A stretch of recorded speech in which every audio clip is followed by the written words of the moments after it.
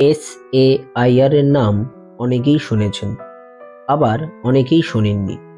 তিনি ছিলেন INA সরকারের পাবলিসিটি অ্যান্ড প্রোপাগান্ডা মিনিস্টার। ওনার বিভিন্ন অভিজ্ঞতার মধ্যে একটি মজার অভিজ্ঞতা তিনি লিপিবদ্ধ করেছিলেন, সেটি আজ আপনাদের শোনাব। তখন INA এর হেডকোয়ার্টার ছিল রেঙ্গুনে। নেতাজি তখন প্রত্যেক দিন বিকেলবেলায় ব্যাডমিন্টন খেলতেন। ব্যাডমিন্টন খেলতে নেতাজি খুব ভালোবাসতেন, কিন্তু যেদিন বিকেলে বর্ষা বাদল বা জোর বাতাসের জন্য ব্যাডমিন্টন খেলা বন্ধ রাখতে হতো, সেদিন নেতাজির সন্ধেটা কাটতো তার পুষ্যিদের নিয়ে। মা ষষ্ঠীর কৃপায় পুষ্যি তার অনেকগুলি, 2টি বাদর, 2টি ছাগল, একজোড়া খরগোশ, গোটা 3-4 পাতি এবং রাজহাঁস, একটা টাট্টু ঘোড়াও ছিল। বাদর জোড়া খুব পোষ মেনেছিল ওর। মদ্দাটার নাম রামু আর মাদিটার নাম সীতা। রামু ছিল ভীষণ একরোখা, জেদি আর চট করে রেগে যেত সে। তার খাঁচা সাফা করতে যাওয়ার আগে কালী, সুনীল প্রভৃতিরা অন্তত একটা কলা ঘুষ নিয়ে তবে ওর কাছে যেত। নেতাজি খালি হাতে কাছে গেলে সে কিন্তু কিছু আপত্তি করত না, বরং টপ করে ওর কাঁধের উপর চড়ে বসত আর নেতাজির মাথার টুপিটা খুলে নিয়ে তার বোতামগুলি চিবিয়ে তার স্বাদ গ্রহণ করবার চেষ্টা করত। শেষ দিকে দেখতাম টুপির বোতাম দুটিকে বাদরামোর হাত থেকে বাঁচাতে উনি টুপিটা খুলে রেখে তার কাছে যাচ্ছেন। তার ফল হয়েছিল আরো মারাত্মক। রামু নেতাজির বিরল কেশ মাথায় অবশিষ্ট চুলের গোছা ধরে টানাটানি করত। নেতাজি হেসে বলতেন, ওরে রামু, এর চেয়ে তুই বরং টুপির বোতামই ছেড়, বোতাম গেলে বোতাম হবে, ও কগাছি চুল গেলে মাথাটা যে একেবারে টাক সর্বস্ব হয়ে যাবে। আমরা হাসতাম, রামু হাসতো না, চোখ পিটপিট করে গা চুলকোতো শুধু। টাট্টু ঘোড়াটা ততক্ষণে মাটিতে বারে বারে পা ঠুকছে। ভাবখানা, ওই হতভাগা বাঁদরটার কাছে কেন সময় নষ্ট করছো, চলে এসো আমার কাছে। জন্তু জানোয়ার উনি ভালোবাসতেন। রেঙ্গুনের বাড়িতে প্রায় একটি চিড়িয়াখানা গড়ে উঠেছিল। ছিল না শুধু কুকুর, কুকুর কিন্তু ভালোবাসতেন উনি। কারোর বাড়িতে কুকুর দেখলেই আদর করতেন, কি নাম, কি খায়, কেমন পোষ মেনেছে খোঁজ নিতেন। ওর নিজের কিন্তু সে সময়ে কোনো পোষা কুকুর ছিল না। নেতাজি বিদেশি জিনিসপত্র ত্যাগ করার সঙ্গে সঙ্গে তিনি বিলেতি কুকুর তাই জন্য তিনি পোষেননি। কুকুর তো হলো না, বাকি থাকলো বিড়াল। ওই একটি জন্তু একেবারে বরদাস্ত হতো না নেতাজির। বিড়াল উনি দু চক্ষে দেখতে পারতেন না। এই প্রসঙ্গে একটা মজার কথা বলি। মেজর আবিদ হোসেন নাম নিশ্চয়ই জানেন আপনারা। সেই ছিল আজাদ হিন্দ বাহিনীর হাজার হাজার সৈনিকের মধ্যে একমাত্র লোক যে নেতাজির পাশে 2টি রণক্ষেত্রেই কাজ করে গেছে, জার্মানিতে এবং পূর্ব এশিয়ায়।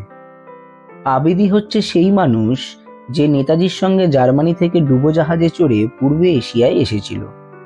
দীর্ঘ 90 দিন ধরে সেই ছিল নেতাজির একমাত্র ভারতীয় সঙ্গী ওই ঐতিহাসিক জলযাত্রায়। নেতাজির অগাধ বিশ্বাস ছিল ওই তরুণ সৈনিকের ওপরে।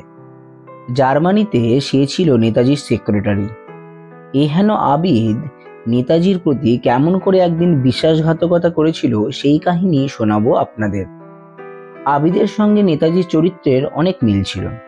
আবিদ ছিল দুঃসাহসিক, অত্যন্ত আশাবাদী, স্বাধীনতার প্রতি তার ছিল দুর্বার আকাঙ্ক্ষা, আত্মোৎসর্গের উন্মাদনায় সে ছিল নেতাজির আদর্শ শিষ্য। জন্তু জানোয়ার পোষায় তারও প্রচণ্ড উৎসাহ, কিন্তু এক জায়গায় দুজনের চরিত্রের মিল ছিল না একেবারেই। নেতাজি বিড়াল জন্তুটাকে বরদাস্ত করতে পারতেন না, আর আবিদের মতো মার্জার প্রেমিক আমি কখনো দেখিনি। নেতাজির চিড়িয়াখানার জন্তুগুলো নেতাজিকে যেমন ভালোবাসত, আবিদকেও তেমনি পছন্দ করত। আবিদ ওদের নিজের হাতে খাওয়াতো, স্নান করিয়ে দিত সময় পেলেই। কিন্তু আবিদের ভারী দুঃখ, বিড়াল নেই ওদের চিড়িয়াখানায়। যে সময়ের কথা বলছি তখন রেঙ্গুনে নেতাজির বাংলোয় রাওয়াত, আবিদ ও আমি থাকতাম ওর সঙ্গে। একদিন দেখি আবিদ কোথা থেকে একজোড়া বিড়াল বাচ্চা নিয়ে এসেছে দুবগলে।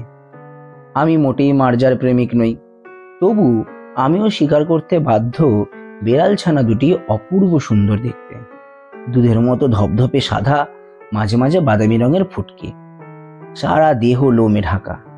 তা হোক, কিন্তু এ যে ভাটপাড়ার বামুন বাড়িতে নিষিদ্ধ পক্ষীর আমদানি। বললাম, এ কি করেছো আবিদ? নেতাজি জানতে পারলে? আবিদ ঠোঁটের উপর আঙুল রাখলো, বলল, নেতাজি টের পাবেন না। আমি বাড়ি শুদ্ধ সবাইকে বারণ করে দিয়েছি। তুমিও দাদা কথাটা ফাঁস করে দিও না। আমি বলি, আরে আমি কেন আগ বাড়িয়ে বলতে যাব, কিন্তু ওদের ম্যাও সামলাবে কেমন করে? অত্যন্ত কুণ্ঠিত হয়ে আবিদ বলে, না দাদা, ম্যাও নয়, মিউ। সবে চোখ ফুটেছে ওদের। আমি আমার ঘরটা রাওয়াতের সঙ্গে বদলে নিচ্ছি। একেবারে ওই কোণার ঘরে থাকবো আমি। ওখান থেকে ওই দুধের বাচ্চাদের মিউ নেতাজির কানে যাবে না। এর চেয়ে দুটি ব্রিটিশ গুপ্তচর যদি আবিদ আশ্রয় দিত, তাহলে বোধ করি ভালো হতো। আবিদ সারাদিন এক চোখে কাজকর্ম করে, আর একটা চোখ সজাগ রাখে বিড়ালছানা দুটোর দিকে। দুটো চোখ দুদিকে রাখতে গিয়ে বেচারা আবিদ মাঝে মাঝে যেন ট্যারা হয়ে যায়। মুশকিল হচ্ছে কি, সবগুলো ঘরের দরজাই বিরাট আকার, সেগুলো সারাদিনই খোলা থাকে। এছাড়া সব দরজাতেই আছে সুইং ডোর। বিড়াল বাচ্চা দুটো দেখ না দেখ ওই সুইং ডোরের তলা দিয়ে বারান্দায় বেরিয়ে যায়। সব কাজ ফেলে হুমড়ি খেয়ে পড়ে আবিদ, ধরে নিয়ে আসে বিড়াল বাচ্চা দুটোকে। অসীম ধৈর্য আবিদের। এমনি করে মাস কয়েক সে লুকিয়ে রেখেছিল ওদের, নেতাজির দৃষ্টিপথের বাইরে। মিথ্যার বেসাতি করতে হলে ক্রমাগতই মিথ্যার আশ্রয় নিতে হয়। একদিন খাবার টেবিলে নেতাজি লক্ষ্য করলেন সকলকে দুধ পরিবেশন করা হলো এক বাটি করে, শুধু আবিদ হোসেন বাদ। নেতাজি বললেন, কালী, আবিদ ভাইयों को लिए दूध क्यों नहीं दिए? কালী ঘাড় চুলকোতে থাকে। আবিদ ঘেমে ওঠে, আমতা আমতা করে। বাধ্য হই আমাকে সামলাতে হয়। বলি, আবিদের দুধটা ওর ঘরে রেখে আসে কালী। ও শোবার আগে দুধটুকু খেয়ে শুয়ে পড়ে। আহারান্তে জনান্তিকে এসে আবিদ আমার হাতখানা ধরে বলে, খুব বাঁচিয়ে দিয়েছো দাদা, আজ নির্ঘাত ধরা পড়ে যেতাম। কিন্তু ধরা ওকে পড়তেই হলো একদিন, হবেই। আমি জানতাম মিথ্যা চিরকাল ঢাকা থাকে না। আমাদের সমস্ত ষড়যন্ত্র একদিন প্রকাশ হয়ে পড়ল। এতদিনে আবিদের দুধে ভাগ বসিয়ে মিউ ক্রমে ম্যামে পরিণত হয়েছে। সন্ধেবেলা নেতাজি আবিদকে কি একটা জরুরি কাজ দিয়েছেন, ও বসে বসে তাই করছে। খেয়াল করেনি কখন বিড়াল জোড়া সুইং ডোরের তলা দিয়ে দিগ্বিজয় বার হয়ে গেছে। লম্বা টানা বারান্দায় বিনা বাধায় অতিক্রম করে তারা যেন একজোড়া প্যাটন ট্যাঙ্ক। বারান্দায় ও প্রান্তে একটি ঘরে টেবিল ল্যাম্প জ্বলছে। দুই দিগ্বিজয়ী বীরের বাসনা হলো ওই রাজ্যটা জয় করে নিলে কেমন হয়। সে ঘরের সুইং ডোরের তলা দিয়ে যুগল প্রভু কক্ষে প্রবেশ করেন। ঘর জনশূন্য, শুধু একটা টেবিলে কে একজন ফর্সা মতো ভদ্রলোক টেবিল ল্যাম্পের আলোয় চিঠি লিখছেন। মার্জার প্রভুরা দূর থেকে অনেকক্ষণ নিরীক্ষণ করে দেখলেন ওই ভদ্রলোককে। না, একেবারে অচেনা মানুষ।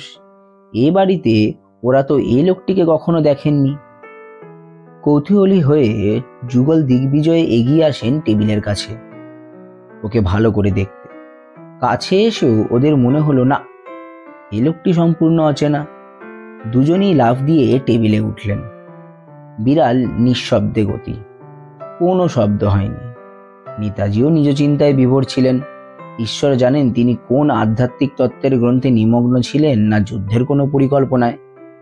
দিগ্বিজয় বীরদয়ের বোধ করি আত্মসম্মানে আঘাত লেগেছিল। এত কাছে আসার পরেও ওই অচেনা লোকটা তাদের এভাবে অগ্রাহ্য করে কোন সাহসে? শকুন্তলার গৃহদ্বারে যেমন বজ্রগম্ভীর স্বরে দুর্বাসা আত্মঘোষণা করেছিলেন, ওরা দুজনেও তেমনি যুগল কণ্ঠে ঘোষণা করলেন, আবাম অয়ং ভৌ।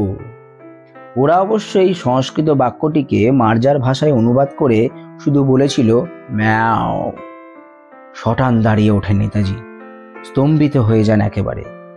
ম্যামের পরিবর্তে যদি শুনতেন কোনো গুপ্ত আততায়ী হ্যান্ডস আপ, তাহলেও বোধ করি এত অভিভূত হয়ে পড়তেন না। প্রায় 20 সেকেন্ড তিনি স্থির দৃষ্টিতে ওই যুগল অবতারের দিকে তাকিয়ে থাকেন। মুহূর্তে উনি বুঝে ফেলেছেন ব্যাপারটা। সুনীল নয়, কালী নয়।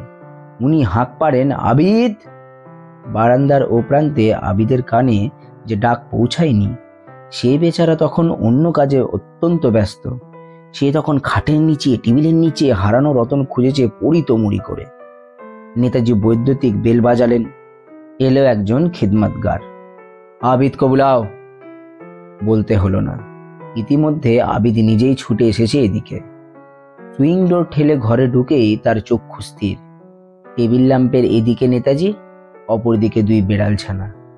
আবিদকে দেখতে পেয়ে বিড়াল বাচ্চা দুটো টেবিল থেকে নেমে পড়ে ওর জুতোর উপর মুখ ঘষতে থাকে। আবিদ নীরবে তাদের দু হাতে তুলে নিয়ে অপরাধীর মতো মাথা নিচু করে দাঁড়ায়। এ দুটো তাহলে তোমার? হ্যাঁ স্যার। আমার আগেই বোঝা উচিত ছিল রাতের দুধ তুমি ঘরে নিয়ে কেন খাও। তা আমাকে না জানিয়ে ওদের এ বাড়িতে এনে তুলেছ কেন? আমার অন্যায় হয়েছে নেতাজি। আমার মনে হয়েছিল আপনার ঠিক পছন্দ হবে না ওদের। কিন্তু দেখুন স্যার, কি সুন্দর ওদের দেখতে। থাক, কিন্তু ওরা এভাবে সারা রাত এ ঘর ও ঘর। বাধা দিয়ে আবিদ বলে, না স্যার, রাত্রে ওরা কোথাও যায় না, আমার বিছানাতেই কম্বলের তলায়। কি? এই দুটোকে তুমি বিছানায় নিয়ে এসো? আহ, ছি ছি ছি! কিন্তু আবিদ, বিড়াল ছাড়া আর কোনো জন্তু কি তোমার? মাথা চুলকে আবিদ বলে, স্যার থাক, বুঝেছি। ও রোগ আর তোমার শুধরাবে না। তুমি যাও, ও দুটোকেও নিয়ে যাও। আর দয়া করে একটু অন্তত দেখো ওরা যেন আমার ঘরে না আসে। আবিদ তৎক্ষণাৎ পশ্চাৎপসরণ করলেন। দু বগলে দুটি অপরাধী। কিন্তু এই কাহিনী তো এখানেই শেষ নয়।